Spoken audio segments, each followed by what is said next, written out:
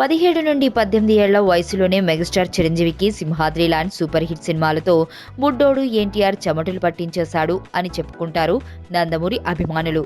ఇంతకంటే ఎదగడం కష్టం అనుకునే స్థాయికి అప్పట్లోనే ఎదిగాడు ఎన్టీఓడు.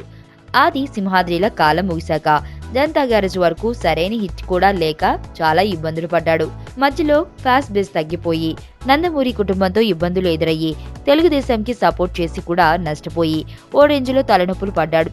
పెళ్లి విషయం దగ్గర నుంచి అన్నింటా వివాదాస్పదం అవుతూ చివరికి ఒక ఒడ్డుకు చేరిన ఎన్టీఆర్ భవిష్యత్తు ఎలా ఉంటుందో చూద్దాం. ఎన్టీఆర్ చిన్న వయసులోనే వినాయక్, రాజమౌళి లాంటి వాళ్లతో సక్సెస్ ని సాధించుకున్నాడు. చాలా కాలం వరకు రాజమౌళి వినాయక్లతో తిరిగేవాడు. వాళ్ళిద్దరూ మళ్లీ తన ఇమేజ్ ని పెంచగలరు అని ఫిక్స్ అయ్యాడు తారక్. ఇద్దరిని సొంత బ్రదర్స్ లా ఫీల్ అయ్యేవాడు తారక్.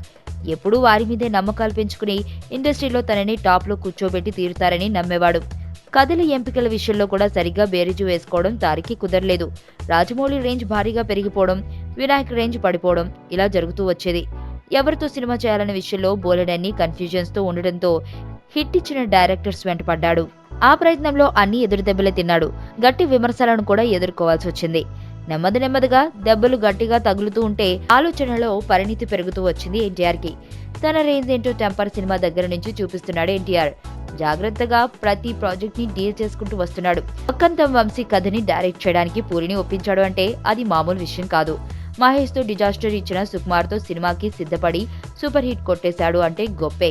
అలాగే వేరే హీరోతో సినిమా చేయడం గురించి ఆలోచిస్తున్న కొరటాల శివను స్వయంగా కలిసి తనతో జనతా గ్యారేజ్ సినిమా చేసేలా కన్విన్స్ చేశాడు ఎన్టీఆర్.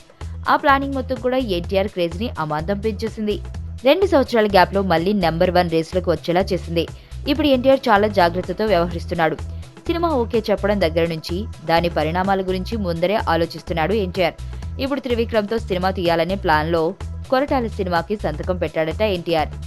ఎన్టీఆర్ తన కెరియర్ ని పర్ఫెక్ట్ గా ప్లాన్ చేస్తూ కొరటాల శివ తర్వాత ఓ క్లాస్ బొమ్మ పడాలని ఉద్దేశంతోనే ఈ సినిమాకి ఓకే చెప్పాడు. కానీ త్రివిక్రమ్తో సినిమా అవడం లేదు. త్రివిక్రమ్ వేరే సినిమాలకి కమిట్ అవ్వకపోతే వీరిద్దరిది సినిమా ఈ పాటికి వచ్చేసి ఉండేది అంటున్నారు. భవిష్యత్తులో వీరిద్దరూ సినిమా తీయాలని ఆలోచిద్దాం.